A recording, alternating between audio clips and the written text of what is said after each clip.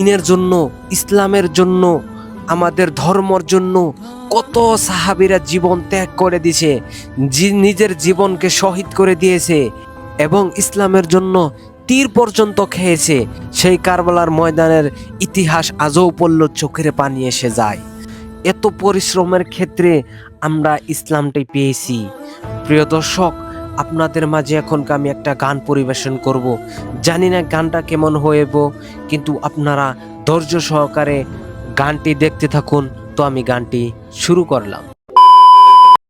তুমি পেয়েছিলে লাজ, ওহে গোলাপ তুমি নাকি সব ফুলের সরদার, লুটাও কেন তাকে দেখে তোমার চেয়ে মনোহর।